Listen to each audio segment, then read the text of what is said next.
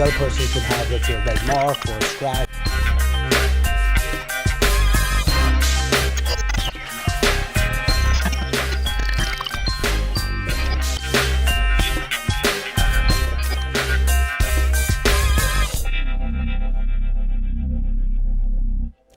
Good afternoon, everybody. This is David Kohlmeyer, the problem solver. Welcome so much. Thank you so much for joining us today. Every single Thursday at 4:30, I go live on Facebook and social media to talk about problems in the community and how we can solve them. I bring amazing guests on the show that are leaders in the community activists, nonprofit leaders, law enforcement, attorneys, doctors, you name it. We try to bring people on the show to solve problems and to share information in order to help people. Just wanted to recap that I am not an attorney. I am a retired police officer. I served 17 years in law enforcement, and I'm trying to help people, refer them to the right places, share some creative ideas and suggestions if you have specific problems. But we do have a network of different people that are problem solvers, whether they're realtors or mortgage agents or lawyers, whoever can basically help people. My goal is to reach out to people that have problems and solve them. And if I can't solve them, I'll have other problem solvers help as well. We have a progressive web app, which we're going to show on the screen. It is called theproblemsolver.vegas. As you see on the screen, or if you're listening, theproblemsolver.vegas is a progressive web app. If you go down, there's different tabs.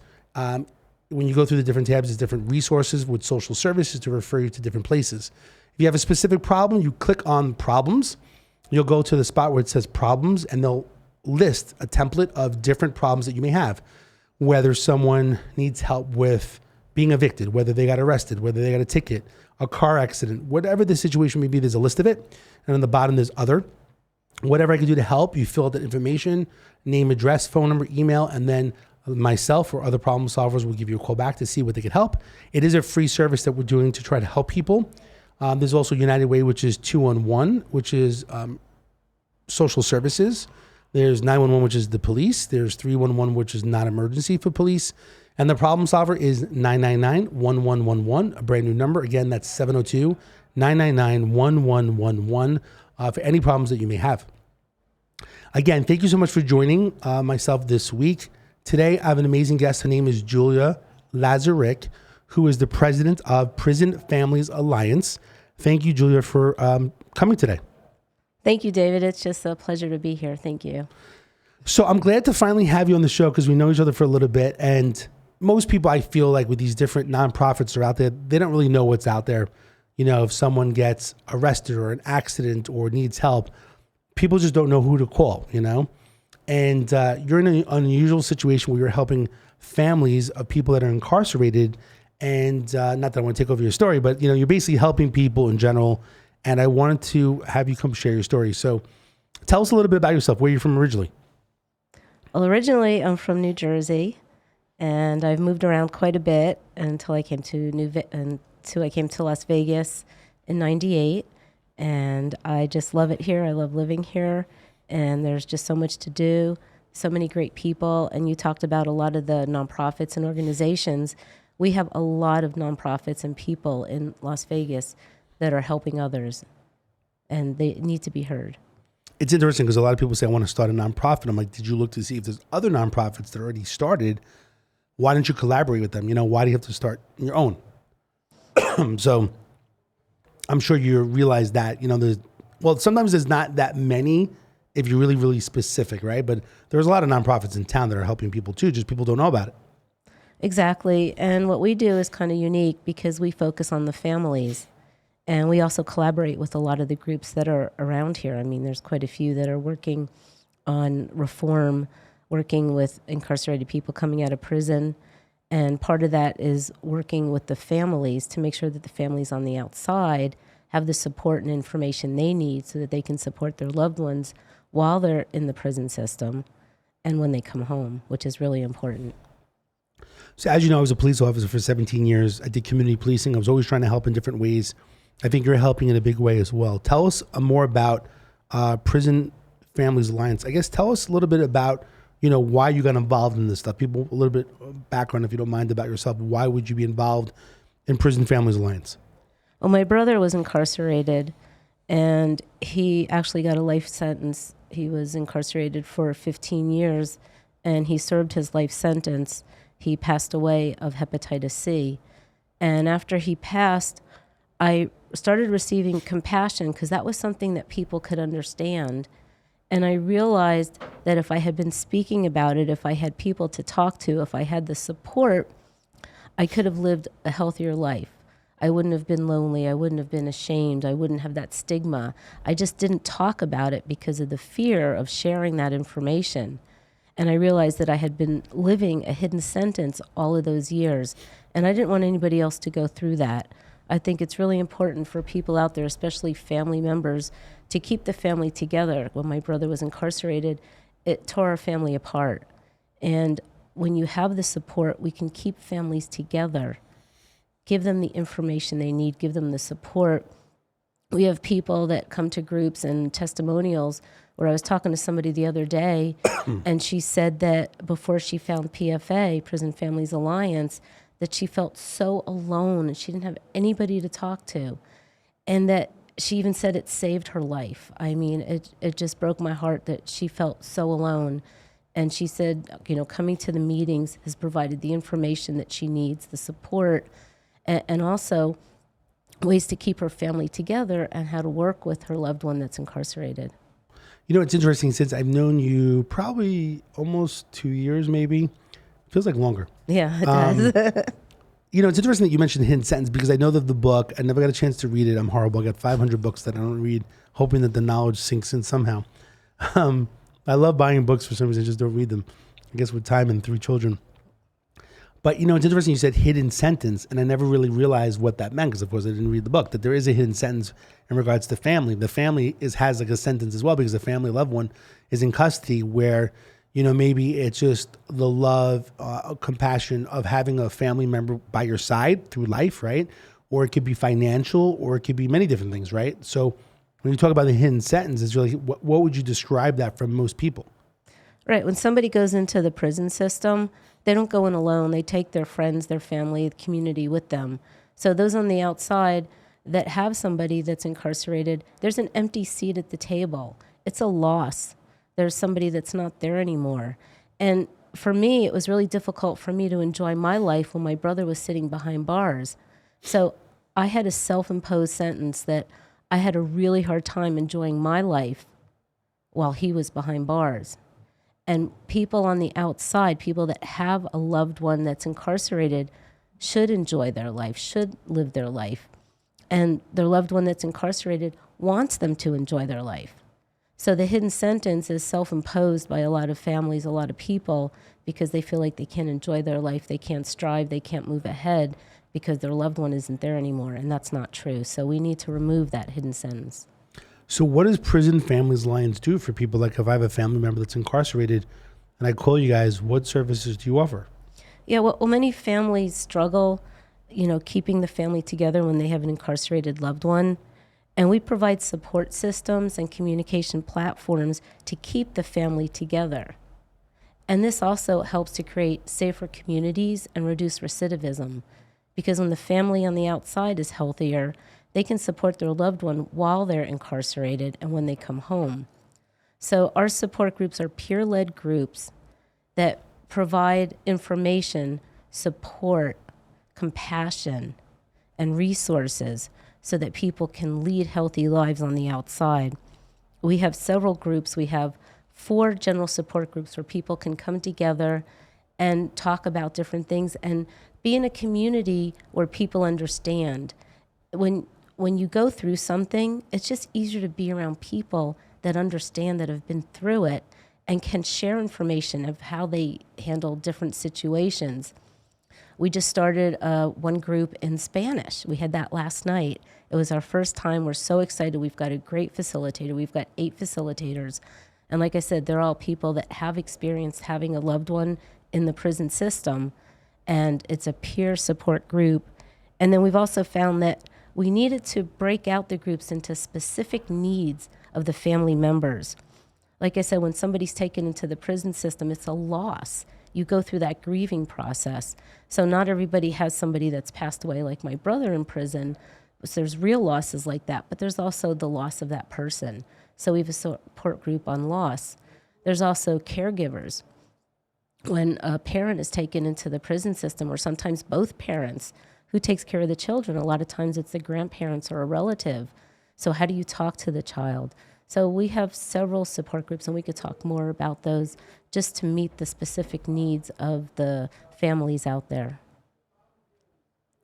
So you mentioned peer-led groups, 4 support groups. How many people are showing up? Because it's locally in Las Vegas, right? We went online on Zoom when the pandemic hit. We were meeting in person here. And when we couldn't do that anymore, we went online and we joined with other groups across the United States. There aren't very many that support the families like we do. And we've supported over 200 families during the pandemic. We have 10 support meetings a month. So there's different meetings that people can go to. I mentioned some of them. We also have people that are incarcerated with mental illness.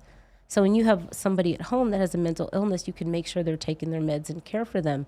But how do you advocate for your loved one when they're incarcerated? So the person that facilitates that group, her son has autism, and he's incarcerated in another state. And she's just learned so much, and she shares that with others in her group on how people can advocate for their loved ones. We also have a family reentry group, because when somebody comes home, it's not the same person. They've been in the system. So how do you deal with that? And we say that family reentry or the reentry starts at day one, so that we can prepare the family to stay together, to communicate, to share information, and also what to do when they come home, especially if they're on parole. There's certain requirements. Should they come to your house? Should they, go somewhere else to stay during the transition? So there's just so much information that the families share with each other and help each other. Got it. And so the family reentry program, which I'm kind of dealing with some other nonprofits that help people as well. What are the family reentry? How does that work? Because people are coming out of prison incarceration. Right. And our goal, it's all about the family and keeping the family together. So when somebody is coming home, how do you prepare? If you're a family member, how do you prepare for that person to come home? Do you know what resources are available for them? So it's really educating the family members on how to best support their loved one that's coming home. What would be, so someone comes home for 10 years in prison, what would you recommend for like the family reentry? Like, what are you doing? What would you recommend? Like if it was for me, imagine if I was someone that needed some help, my family member's coming home, they did 10 years in prison. What kind of support or resources would you provide? Like for employment, for housing, for... No, that's a good question. It's really for the family to have the information on whether, like I said earlier, should they come and live with you? Okay. If you have to prepare your house for if they're on parole, are you ready to prepare your house? There's going to be certain rules and regulations that they're going to have to follow. Okay. Should they go into a place for rehabilitation? Were they on drugs? Do they have other issues that they need to address? And when they come home, they've been institutionalized. So we want to let the families know that things aren't going to be the same as when that person came home, because things are different. They've been in prison. They haven't been able to make a lot of choices. Choices have been made for them. So we tell them to, just give your loved one when they come home simple choices. Would you like this or that? Not take them out to the movies or the mall right away. They haven't been out in big crowds. Closing the door behind them. There's certain things that you need to integrate your loved one back into society slowly.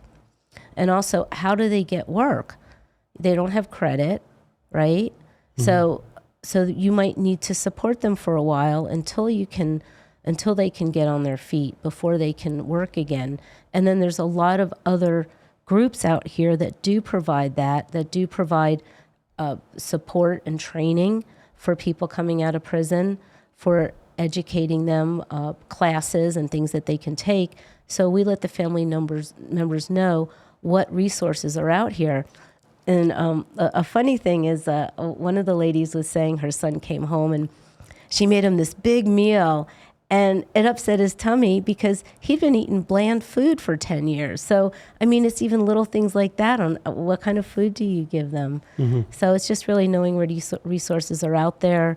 A lot of people don't know that when somebody comes out, Medicaid is available, and there's other things here at At Metro, they do a DSD Cares Day where they have local groups come in, and we've been invited to that. And What does that stand for, DSD? I don't know what it stands for. But it's the prison system? Or? Yeah, it's a jail. The Metro does that. DSD Cares Day. Yeah. And what do they provide? It's like a resource fair, and they have different organizations that come in and provide information to somebody that's going to be out in the next 30, 60, 90 days so that they can get set up for Medicare, Medicaid.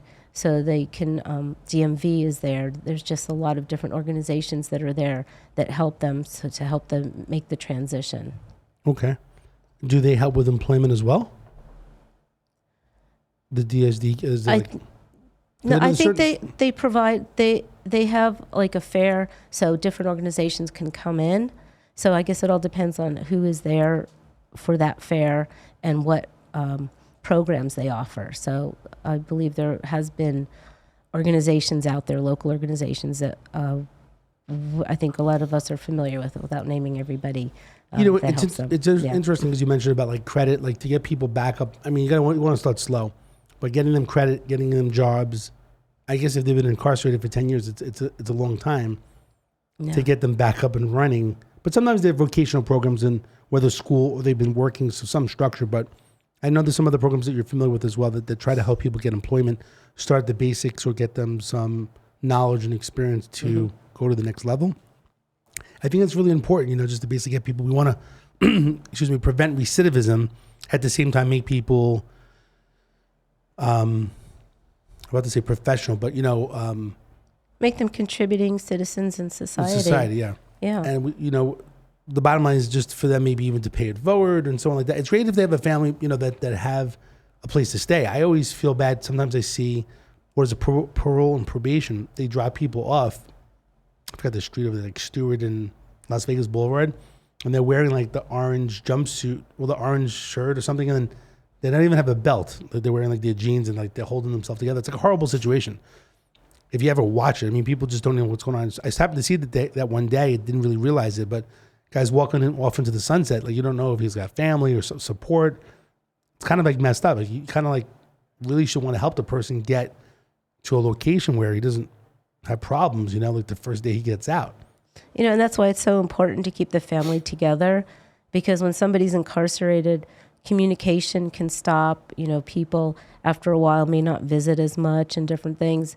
So by having support from Prison Families Alliance, they learn ways to stay in touch and how to communicate with their loved one so that they can be there, that they keep that relationship, that they keep that love. They might not agree with or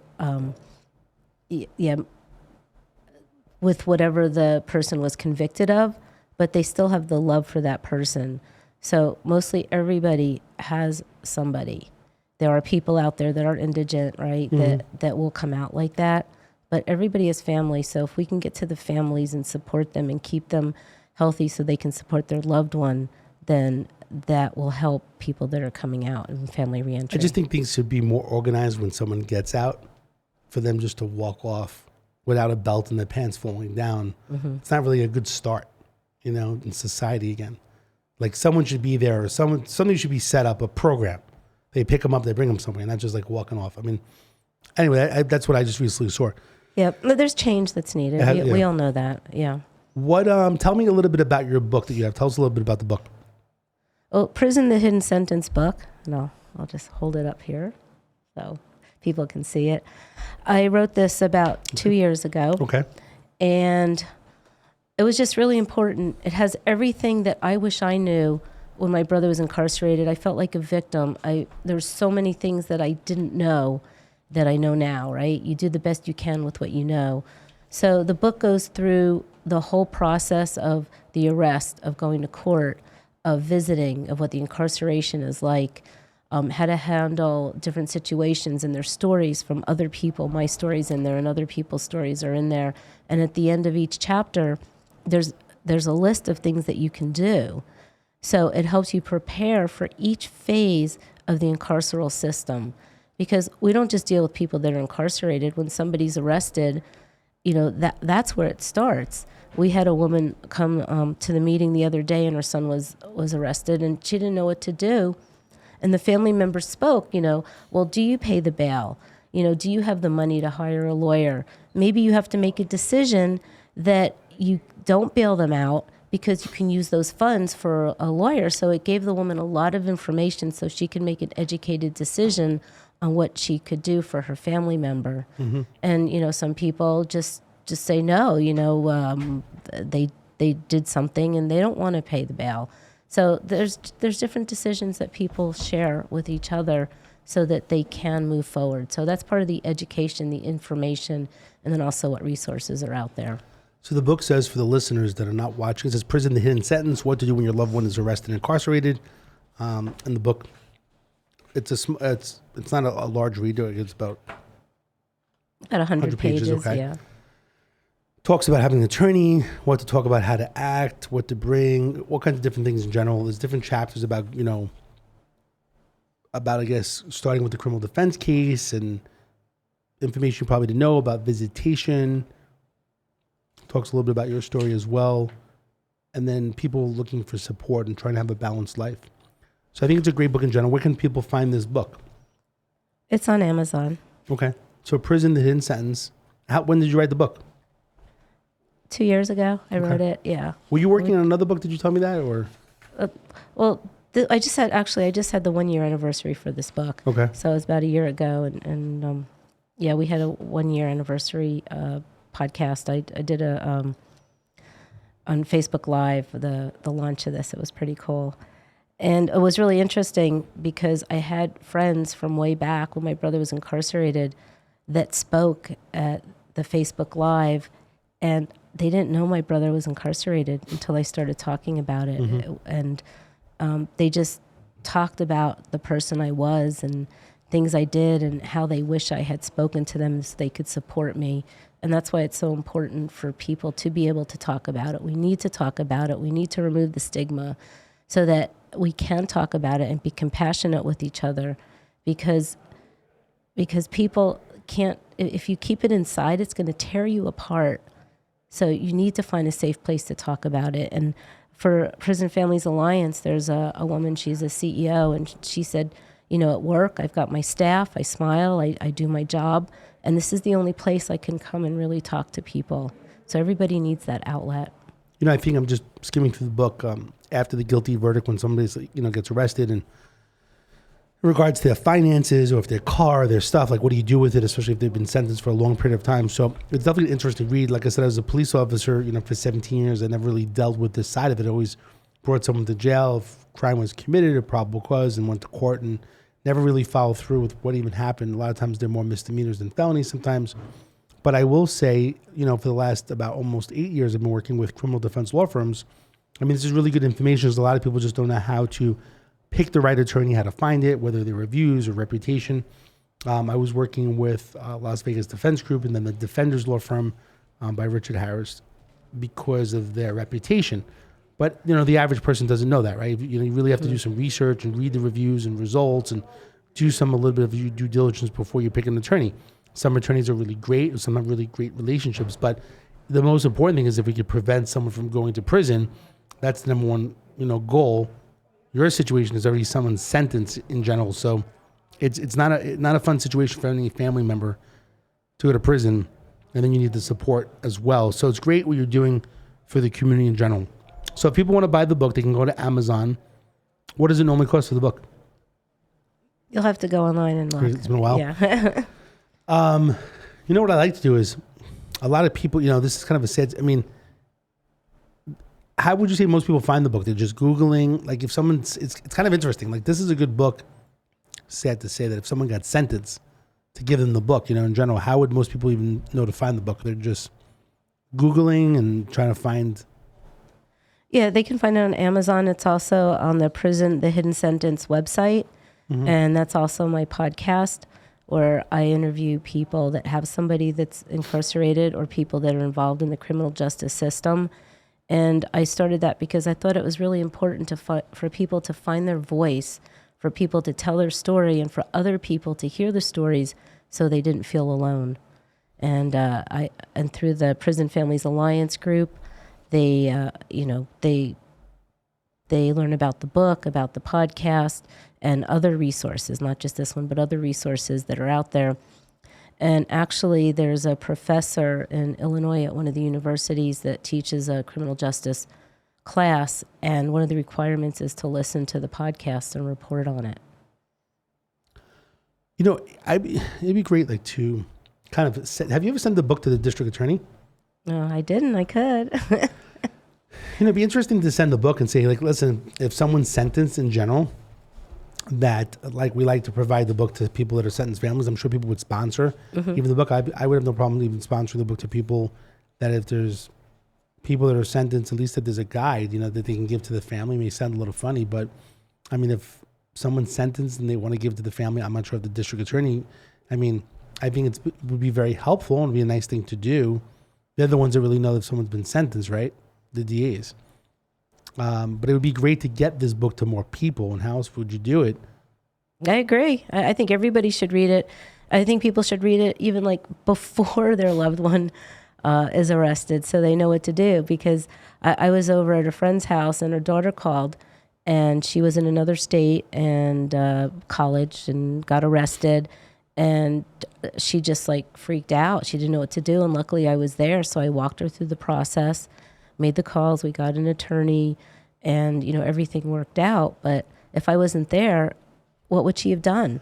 So if she had read the book, she would know. Mm-hmm. Do you know, it's interesting. So Ryan Helmick is one of the attorneys that does criminal defense. He actually has a book called The Defense Begins. It's kind of interesting that yours is The Hidden Sentence. I know that if you go to thedefensebegins.com, you can go get his book. Do you have thehiddensentence.com? Yeah, I do. Oh, you do? Okay. So it kind of be interesting. I got to get you his book so you can read it, because it's interesting, because the beginning of the book talks about hiring an attorney and so on. It's kind of an interesting twist. So thedefensebegins.com to get that book, and then thehiddensentence.com, you can get this book, and you can pay for it on that site? It's everything's through Amazon right now. Okay. But it'll guide you that way, right? Oh, yeah. So thedefensebegins.com for the book, that's specifically about if you get arrested, the stages. And this is more about, even though you have some information about, an attorney and so on, this is more about if someone's sentenced and the family and how to deal with it, even though there's a little bit of information here about basically finding an attorney. So thehiddensentence.com, maybe we could throw that up there after as well. Actually, prisonthehiddensentence.com. It's what? Prisonthehiddensentence. Prisonthehiddensentence.com. Okay, so people can find the book that way, just in case. I feel like I want to buy a bunch of the books and actually send it out to different criminal defense attorneys. Maybe they should have it in the criminal defense offices that are there. I'll make you a deal. Maybe we'll set that up. Yeah, no, that would be awesome. I think it's really important. Like I said, for me, this was everything I wished I knew, because I was so ignorant when my brother was incarcerated. I didn't have anybody to talk to. It tore my family apart. My parents only visited my brother once. They weren't well. So it was me visiting him for many years by myself, and it was really difficult.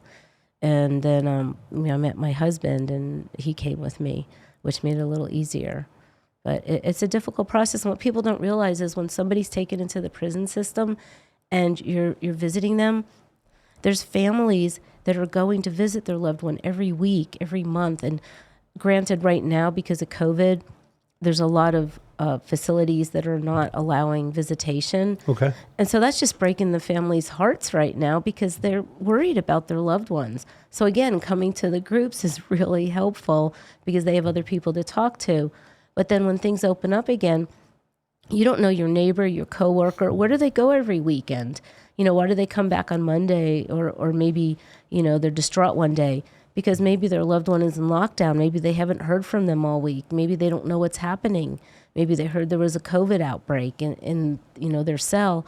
So there's just so many things that people on the outside don't understand, that we want to raise awareness so that they can have compassion and understand that there are family members that are serving the hidden sentence. So question for you. So one thing I'm not sure if you're familiar, because we haven't seen each other a little bit. So the Las Vegas Legal Network is a network of different attorneys that was set up because myself being a non-attorney, I wanted to refer them somewhere that had different attorneys. So we created that network to help people, because I find that certain attorneys won't help people if they don't have any money, or if they don't like the particular case, or if the case is like in the middle of it. Some attorneys only want to deal with cases that are in the beginning where it's fresh, you know? So I want to have a network because I always feel bad for people. They don't know who to call, you know? And then recently we started, you mentioned about the Spanish, La Red Legal de Las Vegas. And then the number was, instead of 1-844 lawyers, it was 1-855 abogados. And it's kind of interesting. So I was going to ask you is, do you have this book in Spanish? I'm assuming you're going to say no. Not yet. Are you working on that? Yeah, I'd like to get there and create an audio book also, add some more information that I've learned since I've written it. And then we, like I said, we have the support group in Spanish right now. Tell me real quickly about this, because I wonder what it costs to actually just make this in Spanish. Maybe I could help you with it as well. Maybe I'll like co-sponsor it with you or something like that to get it in Spanish. That sounds good. What would you, so in the Spanish group, you said, oh, here's a good question for you. Like, what do you feel the difference is between the regular, English speaking group compared to the Spanish? Because it's the first one you did. How was it different? Do you feel, maybe something that's where the background is, more of ethnic Spanish background, maybe they would know. Like, did you feel anything that was different from that segment? Population? I was there for technical support. I didn't understand what everybody was saying, but I was there for technical support. And some of the people that were on there come to the English groups too. Okay. And what I felt for them is they were able to talk their native language, the language they grew up with, and they were with a group of people who understood. They had the same, background, the same language, and were able to relate to each other maybe differently than in the English groups. So I thought it was just, I couldn't understand, but I could feel the passion. I could feel the compassion. I could feel the support, how they were talking to each other. So I think it's really important for people to be able to come together and speak in their native language because that's their root. And I think that really helped a lot. This is something we've wanted to do for a while. And we just had somebody that stepped up and said, I'd like to facilitate this group because we're all volunteers in the peer support groups.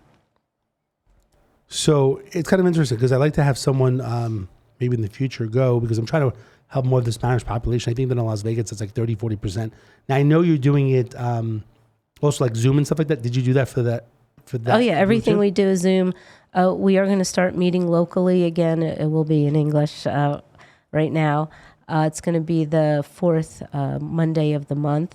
The fourth Monday of the month. Yeah, and we're looking at a few spaces, but we would like a more central location. So if anybody has meeting space, we'd love to know about that. So that would be helpful. One thing that I want to do is, if anybody wants this book that's listening, The Prison, the Hidden Sentence, what I'll do is just to help people as well. I'll sponsor 25 books. I'll go to Amazon and I will, because I'm on Amazon now, I will, if you want it, go to the problemsolver.vegas. You can put in your name and information. It says others. Say that you want a copy of The Prison, the Hidden Sentence. Put in your name and address. I'll use Amazon and I'll ship out 25 books if anybody wants it, but they have to go to the problemsolver.vegas and fill it out. And then I will mail them a book in general. It actually on Amazon says free delivery Saturday, January 29th. You can get the book pretty quickly. So if anybody wants the book in general, and I think that I like to do something with all the criminal defense firms, I think we should get the book in every single place, like 2-3 books, and I'll help you with that as well. Because I just think the key is you got to get it out there. There's a book with wealth of knowledge, and nobody's not saying that it's not out there, but like that's where it needs to be. Like all these criminal defense law firms, or even in like the justice court, the municipal court, right? These are the things that should be handed out. No, I couldn't agree more. Like I said, I think everybody should read this book, and it has everything that I wish I knew. I just poured my heart into it with everything that I didn't know back then. And of course, looking back, woulda, coulda, shoulda, there's things I would do differently, but I did the best I could with what I knew. So if you know more, you can do more. And also what I like to do is, if you want to work together, I like to sponsor the book in Spanish, get someone to to translate. I'm sure I have some great people in the community that would want to translate it professionally. And then we can create the book as well and put it on, Amazon as well, or we can give it out to the Spanish community. You never know. The Spanish community may want to read the book more to become more educated, especially if they don't know the process, if they were from another country. I notice, when I was a police officer, right, different cultures, coming from different countries, they don't know the law. They don't know how to deal with the police. And sad to say, a lot of police in other countries are corrupt as well, or the justice system is corrupt as well. What am I missing in regards to the Prison Family Alliance, in regards to the support group? You got great things going on. The bottom line is that you're available, you have a website, you're willing to meet people. What am I missing in regards to the group? Well, I'd like to share with you a few other things that we're doing. Okay. We also have workshops that we've rolled out, especially during the holidays, for grief relief to help people. Because like I said, there's that empty seat at the table. We have a forgiveness workshop because people need to be able to not only forgive their loved one, but to forgive themselves, because a lot of people have that guilt, again, that woulda, coulda, shoulda, should I have known? Is there anything I could have known? And then trauma healing for the prison family. So when somebody's taken away, people are traumatized. So we have a trauma coach that does that workshop. We have an empowerment workshop that helps people. Like I said, I was living a hidden sentence. So how do you stop living that hidden sentence? How do you feel empowered? So we have a facilitator that facilitates that group. And then we're rolling out the art of what's possible to find your purpose and create the life you deserve. Because sometimes people stop living. Mm-hmm. And even if it's the breadwinner that's taken away, you still need to find ways to live your passion, to live your life, and to move forward. Mm-hmm. Because again, the healthier you are, the healthier you'll be able to support your loved one that's incarcerated. And it's all about the family and keeping the family together. We're working on what we want to roll out later this year is a family reentry program, a workshop. So not only have the support groups that we're doing, but to have an actual workshop where we can work with people through the process. And the other thing that I didn't talk about here, I made a list of things here, is I didn't talk about our FIP Kids. We have a kids group that's online. Because when a parent or a loved one or a family member is taken into the prison system, a lot of times the kids feel guilty. They feel like maybe there's something they should have done.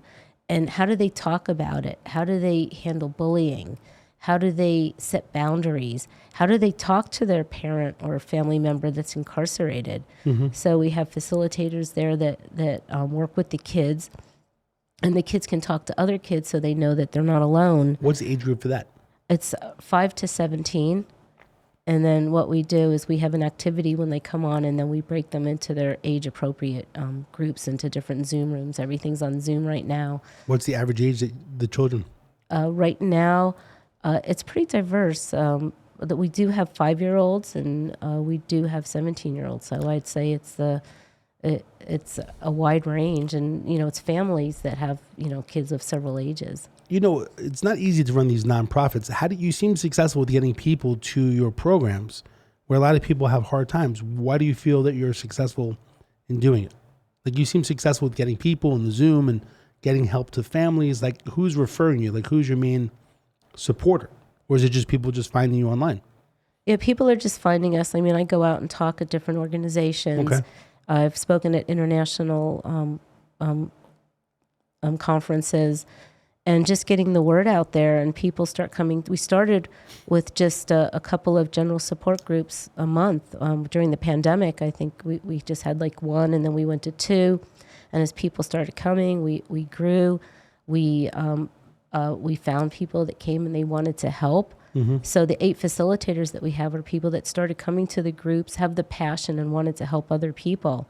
So it's really like if somebody's interested, just like come on board, and it's a lot of using my intuition too, and how I see people, if I think they're a good fit. So, in the beginning, it was just like, anybody that wanted to come on board, and you need to be selective. Even if you need people, you need to be selective so you get the right people that really are interested, that are doing it for the right reasons.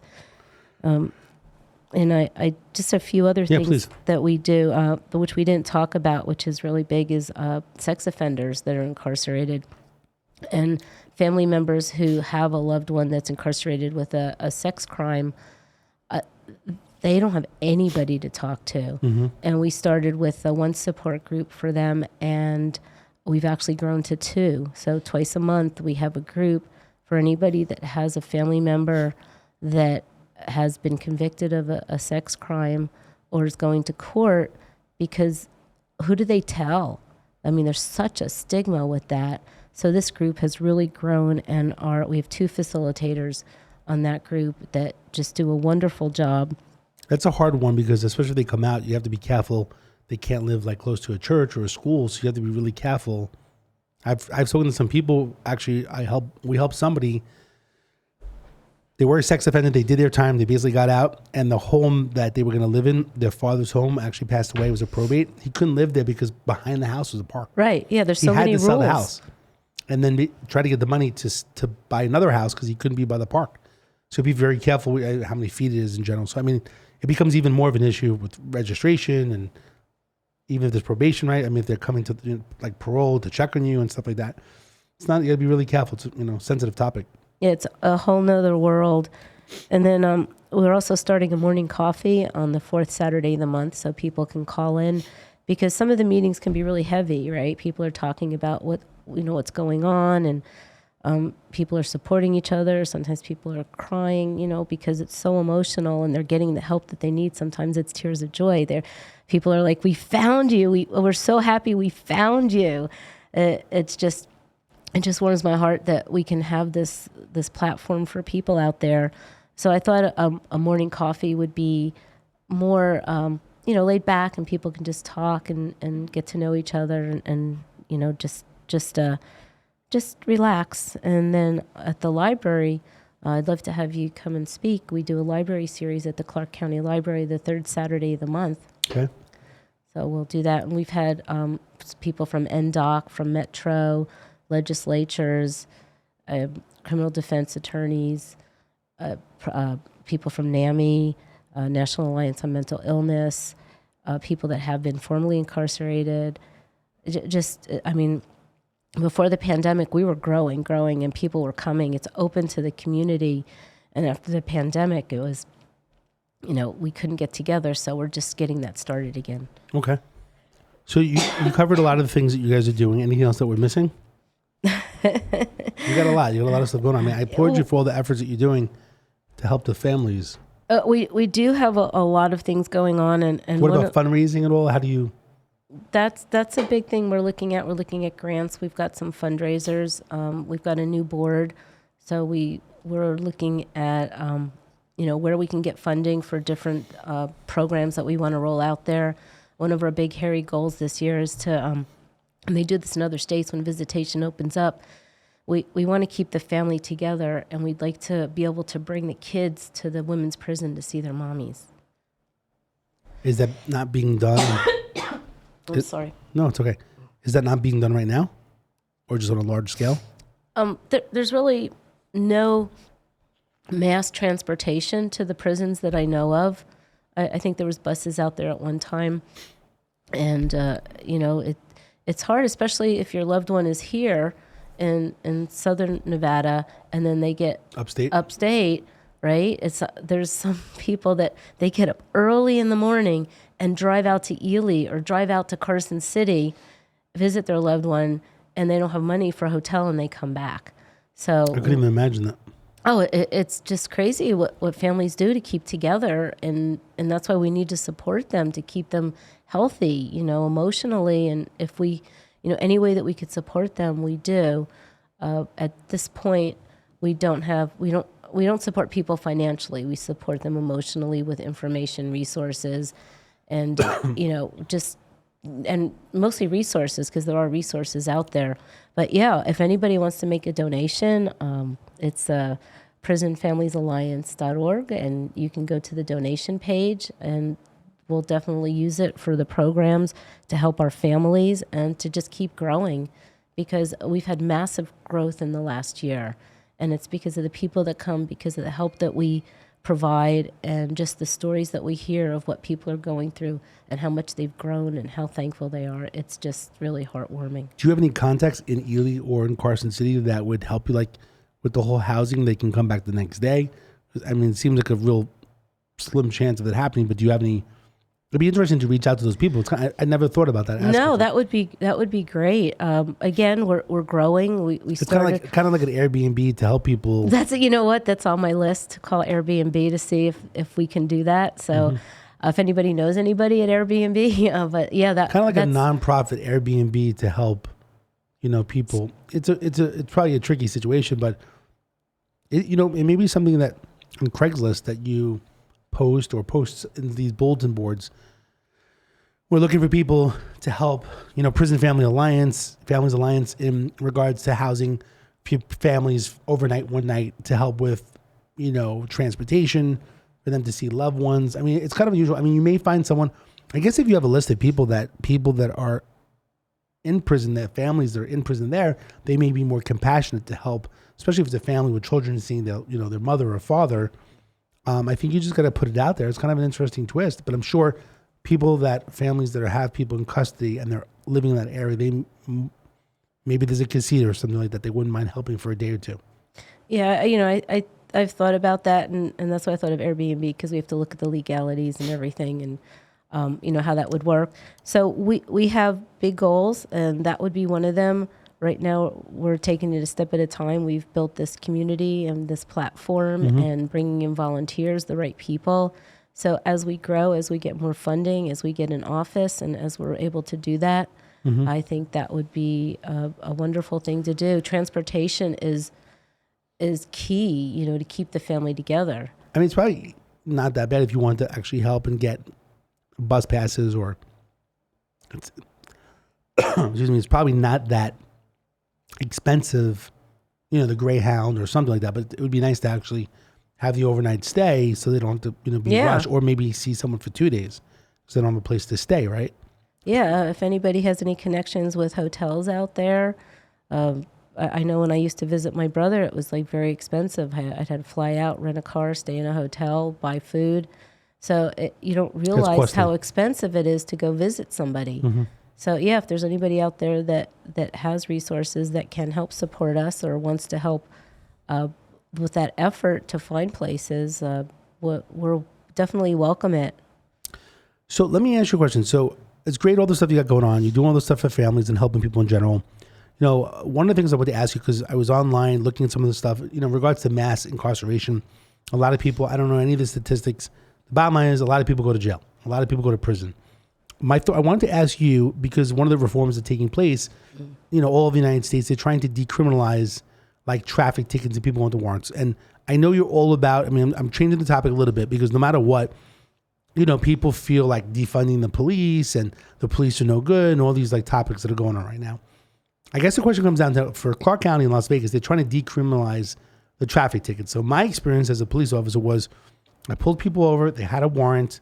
If it was over a certain amount of money or depending upon the warrant, they would go to jail, the car gets towed. It's kind of a bad system because, well, of course they didn't pay their ticket and so on, but it's a bad cycle. And what happens is, in the NCIC system or their scope record, it shows that if they failed to appear or failed to pay. So that's the reason why the police officer is looking at their history to decide whether or not they should take them to jail, because they're not going to show up because they already failed to appear or failed to pay prior. So you might as well just take them to jail again. So it's just a bad cycle, especially once it's in your scope record. That's the job of a police officer, is take people to jail that have warrants and you don't think they're going to show up to court, right? So now they're trying to decriminalize it, right? They're trying to make it where it just goes to collection. So my question to you is, I'm sure you may think that a lot of people go to prison. Do you believe that traffic tickets, these misdemeanors, because other states like in New York and New Jersey where we're from, it's just violations. So you wouldn't really go to jail. Maybe your license would get suspended, but you're not going to jail for different tickets. Right. So here they want to decriminalize it. They want to make it where it goes to collection. So my first question is, what's your thoughts about that? And then the second question, which we'll follow up, is, do you believe there'll be more crime in the community because people will just speed? They'll just do whatever they want to do because it's going to go to collections anyway. Who pays the collection bills, right? On the average, for the average person. So what are your thoughts in regards just to decriminalizing traffic tickets in Clark County? Your personal opinion? No, my personal opinion is it should be decriminalized. Because when somebody's taken into the prison system, when they're taken into jail, again, it goes back to the family. That person's incarcerated. They could lose their job. They could be the breadwinner. The family on the outside now has somebody that's been incarcerated, and they have to go visit them, and their whole life changes. So for a traffic ticket, why should somebody have to spend time in jail? It just doesn't make sense to me. So some people would say, and even some police officers and regular people would say too, that if you do the crime, that you should do the time. So if you're speeding every single day, that you should go to jail or go to prison. I agree with you. It definitely screws up family and children and daycare and financial, and then your car gets towed, and then every single day it's kind of a tow racket. Like once you're in custody, it's $300, and then every day it adds up, right? So you had 500, 600,000. Eventually, you just give the car to the tow company because you just can't afford to get the car out. So I agree the cycle is bad. Who has not sped? True. I mean, I think that argument that the person that's speeding should be in jail because they're speeding every day. Well, if you drive on 15 or 215 or any major road, there's a lot of people that are speeding. Mm-hmm. So why make it a crime? Why affect that person? Why affect the family when it's something that they can make payments on? And that's the other thing, that people that do get tickets, that they need to know that they can call and make arrangements. It's my understanding to make payments. Mm-hmm. So whatever they can afford. So sometimes people just don't do anything because they don't know they can. I mean, people are definitely uneducated in general. So, I mean, I do feel bad. It is a bad cycle and affects a lot of families. So it'll be interesting to see what happens. I believe that the law, I'm not sure if it's 2022 now that they're going to come out with something. I know that they're changing some things in courts. And I think, I guess my other question would be in regards to, what are your thoughts in regards to the bail process? There's like bail reform taking place. I'm not sure if you're really educated with it, but it's real simple. If you commit a crime, they normally was a bail amount. It would be like $3,000, $5,000, $1 million, depends upon the criminal offense. So the question really comes down to is, some people believe you've never been arrested before, just let them back out, give them a court date. Or have a bail amount. What's your thoughts in regards to bail? Because there's a lot of bail reform, whether you've heard the conversation or not, it's taking place. And a lot of the courts these days are, again, they're just letting people back out. And I have seen people that have been back out and they committed a burglary and they go back and they commit another burglary. I'm just curious what your thoughts about that. It's just an interesting topic. Sometimes I go both ways with all these things, Yeah, no. And I was a cop for 17 years, so. I actually worked with some law enforcement software, and I was in Canada. And in Canada, what they do is when somebody gets arrested, they give them a court date that they have to come back and appear. So that's their culture. So I think it's by changing the culture here and telling people that they need to appear, that by educating communities. So it might not be like a change overnight, but for certain things, and to explain it, and maybe to have PSAs out there and to let people know that if you get arrested, we're going to give you a court date and you have to appear. If you don't appear, then this is what happens, whatever that process is. But yeah, I mean, there's some, out of all the people that are incarcerated, there are going to be some that do commit crimes, right? But the majority aren't. The majority just made a mistake. Who out there hasn't made a mistake? I agree. So, if we could do that, I think that would help people from going through the trauma of being in jail, and then also help the family so that they can deal with whatever's coming. But we need to educate people on what the process is before it changes. And I think you're definitely doing that from your end, especially if someone gets sentence, and you're doing that, whether it's people reading the book or the different Zoom or the groups, and you're helping the children and so on. So you definitely got that covered. Last question in regards to the criminal defense realm, because this is just kind of a hot topic. In regards to defunding the police, what are your thoughts about it? Because it's kind of going across the United States. It's actually the three things that I think are big these days: is the tickets, decriminalizing them, the bail reform, and then the last one is defunding police, where people think there shouldn't be any police that are out there. I guess that's what that means. They have this phrase, right? It's like catchphrase, defund the police. Like, what does that mean? You call them, there's no more 911 or something like that. Like, so what are your thoughts about, what does it mean to people? I'm sure a lot of the people that have people that are sentenced, I would think, maybe I'm wrong, would say, yeah, we should defund the police because their loved ones are incarcerated. You're going to be upset no matter what, at law enforcement or the system. But what's your thought process in regards to the new wave of let's defund the police? Like, what does that mean in your world? Yeah, I just want to make it clear that we're not saying that people should not be incarcerated. There are some people, that we're just working on supporting the family for when that does happen.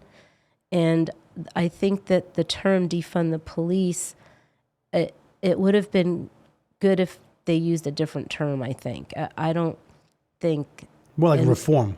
reform the police, right? Yeah. Because my understanding is that take some of the money that's going to the police and provide it to social services, to training for the police. Like we were talking about earlier, our group for people who have loved ones that are incarcerated with mental illness. How do you handle somebody? How do you know the difference between if somebody has a mental illness, if they're having an episode, or if they're, it's something else, right? How do you take that situation and de-escalate it? So I think defund the police, again, is not the correct term in my mind. I think my understanding is that let's educate the police so that they have the tools they need to deal with this different situations. It's not just like and again, I don't know what training. I know they do get some training, so I'm not saying they don't, but to really train them so that they can provide that. And also defund the police is putting money towards social services so that if somebody has a mental illness, instead of going to jail, that there's a program that they can go through. If somebody is a drug addict, put them in jail for 10 years. Well, there's ways that, to rehabilitate them. So I think it's just really taking the money and putting it in other areas to help everybody. I think I heard in Florida, they wanted to take some of the money from the police and bring it to more like a social services officer that would respond to like certain mental health issues. I think in other countries, some police officers don't even have firearms. But the problem is, a lot of police officers die. In New York City the other day, there was a domestic battery. New York City police officer had a year on the job and basically got shot and killed. Imagine sending some type of social services officer to go into that situation, when people are, escalating into violence. And sometimes you don't know. The most serious dangers for police officers, traffic stops and domestic violence calls for service. So it gets extremely dangerous. And if you look at how many police officers lost their lives, I don't know how many people that want to become like social services officers with no firearm going into, a building to go de-escalate the guy that's cutting himself, So it's very hard. It's a very difficult situation. But I'm actually just interested. I think those are the three hot topics these days. And look, a lot of work needs to be done no matter what. System's not perfect. I was part of the system as well. I don't think it's a perfect system. I used to teach the DARE program, the DREAMS program. I used to help homeless, community outreach. I used to bring homeless people to hotels and try to get case managers to help them to get, work and jobs, and help veterans and dropping them off at, the different veteran organizations and Salvation Army to help people. I always felt bad with homeless and stuff like that. Tried to do as much as I could possibly do, whether it was in New York City or in Henderson. So one of the things I want to do also is, and we only got a few minutes left. All right. So just to recap, we'll make like a little bit of a to-do list for both of us. 25 bucks. If people go to the problemsolver.vegas, you go to the other section where there's a problem, say I want a copy of The Prison, The Hidden Sentence. I'll buy the book. There'll be their address. I'll mail it to them. So the 25 people that want it, that's number one. Two, I want to help with my Spanish contacts to translate the book to help you. So we'll figure that out. And then, like I said, La Red Legal de Las Vegas, which is the legal network in Spanish, 1-855 Abogados. Maybe we can do something that would sponsor that. The one thing that's really great about the legal network that was created about a year ago was the goal was to have free consultations and something a little bit different called free strategy sessions to help people in the criminal defense process, because some attorneys can charge money for the initial consultation where they go in. My goal was, I felt bad for people and said, look, can anyone in the network that does criminal defense, the attorneys, can you do a free consultation or a free strategy session or do something for free to help people and not charge money, especially if they can't afford a private attorney and they need the public defender, educate them a little bit in general. I know, let's say, like I said, Ryan Helmick, who made the book, thedefensebegins.com, is actually giving out the book complimentary out of his own pocket. He's spending money for the book and it's going out to the public to help people so they understand the criminal defense process, which most people don't. And again, this is a great book as well.